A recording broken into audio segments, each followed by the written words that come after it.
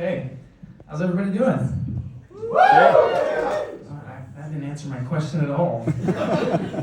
Okay. Yes, we're good, would have been fine. All right, so my wife and I occasionally will cater weddings, and that's been really fun. It's been a good way to see that our marriage is going a lot better than other people's. There was this one couple, and they didn't interact during the entire reception.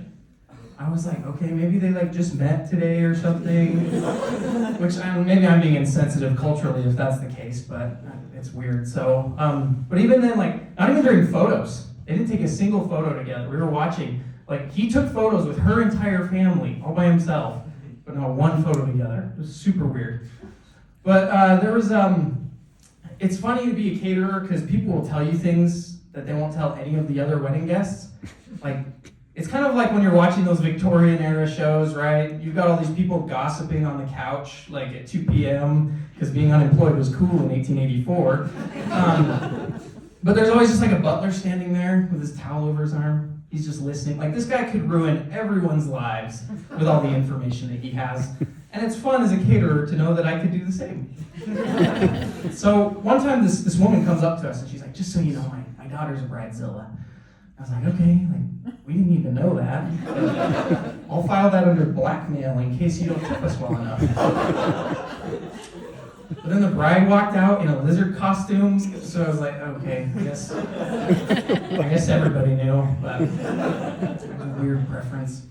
Some people have really weird ones. One time the groom of this one wedding, he walked down the aisle, not to Wedding Bells, but to the wedding classic AC/DC's Hell's Bells. What kind of message is that sending your wife? I know, me too. It's sad. That guy is adamantly Saturdays are for the boys, babe. Let's relax.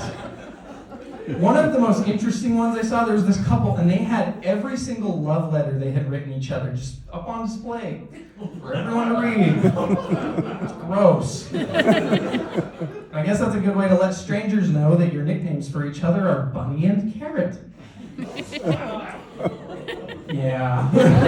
But what I couldn't figure out is they had letters up there of them arguing with each other. I'm like, I can't figure this out. I'm like, okay, one, why would you put that up there for everyone to see? Two, why are you arguing over handwritten correspondence? Are you using carrier pigeons? And three, why in the crap does Carrot think it's a good idea to date around when Bunny knows they're so clearly meant for each other? It makes no sense at all. And these people, they went all in on the theme too. They even had a carrot cake, which I guess is better than a bunny cake. But I'm not super big on themed weddings. The most interesting themed wedding we did was it was up in Idaho, so be ready. But it was a dinosaur themed wedding. Was your fourth birthday so bad that you needed to right the wrong at your wedding? So we asked the couple, we're what's the deal with the dinosaurs? And the groom was like, man, I just freaking love dinosaurs. I love dinosaurs. And I could actually hear the wife's eyes roll. It was also at that moment I noticed that her ring was shaped like a brontosaurus right behind her finger.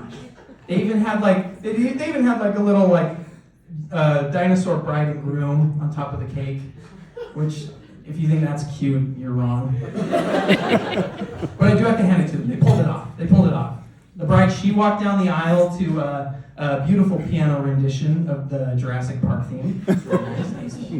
I noticed that Bridezilla was actually one of their bridesmaids. And I was like, yeah, that makes sense that they know each other. Coolest part, brag a little bit. They had Chris Pratt officiate the wedding. And he's up there. Do you take this clever girl to be a lofty-legged raptor?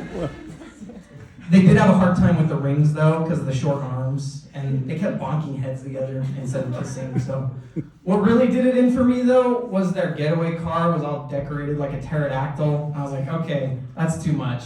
So I'm going to say no to the themed weddings, but I did have to ask them who gets Chris Pratt in the divorce. That's all for me. I'm McKay Kimball. Thank you.